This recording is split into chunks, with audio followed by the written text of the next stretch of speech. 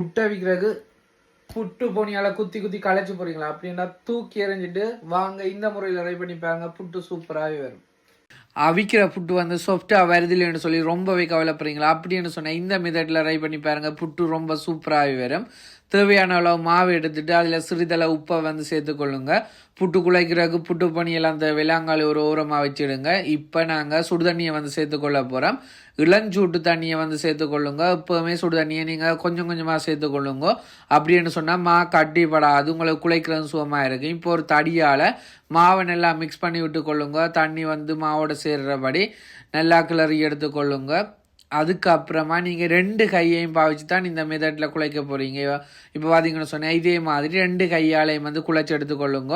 என்ன சொல்கிற, புட்டு பொனியால் குத்தி களைச்சி போக வேண்டிய அவசியம் இல்லை. பிடிச்சி இன்னொரு பாத்திரத்துக்கு மாற்றி அப்படியெல்லாம் கஷ்டப்பட தேவையில்லை. ஒரே பாத்திரத்தில் இப்படி கிளறி கிளறி விட்டு நீங்கள் 2 கையாலையுமே மிக்ஸ் பண்ணி விட்டுக்கொள்ளுங்க. என்ன சொல்கிற, மா வந்து தண்ணித்தன்மை எல்லா இடமும் படுற மாதிரி மிக்ஸ் பண்ணி வந்தாலே உங்களுக்கு வந்து புட்டு குழப்பட்டுட்டேன் அர்த்தம்.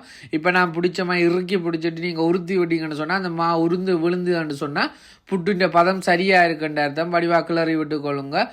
2 கையாலையுமே குழைச்சிங்கன்னு சொன்னால் வேறு எந்த ஒரு பாத்திரம் வந்து ஒரே பாத்திரத்தில் நீங்கள் புட்டு குழைச்சி முடிஞ்சிடும். இப்போ பார்த்தீங்கன்னு சொன்னால் புட்டு நல்லா குழைச்சி முடிஞ்சுது. என்னை பொறுத்த வரைக்கும் புட்டுண்டா ஆகலும் தூளாக இருக்கணும் இல்லை, ஓரளவு கட்டி இருக்கணும். எனக்கு அதுதான் பிடிக்கும். அந்த மெத்தடில் நான் குழைச்சிருக்கேன். இப்போ அதோட தேங்காய் பூவை வந்து சேர்த்துக்கொள்ளுங்க. இப்போ நாங்கள் ரைஸ் குக்கர்லாம் புட்டா வைக்க போகிறோம். ஸோ ஆல்ரெடி ரைஸ் குக்கரில் சுடு தண்ணியை கொதிக்க வச்சுட்டேன். இப்போ நாங்கள் புட்டை வந்து சேர்த்துக்கொள்கிறோம். குழைச்ச மாவை வந்து சேர்த்துக்கொள்கிறோம் அவிகிறதுக்காக.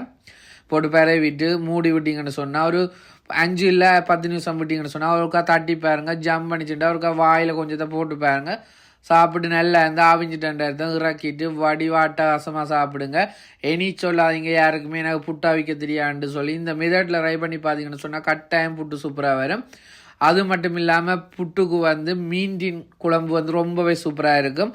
அடுத்த வீடியோவில் மீன்டின் குழம்பு எப்படி வித்தியாசமாக வைக்கிறேன்னு சொல்ல போகிறேன். அடுத்த வீடியோவில் சந்திப்போம்.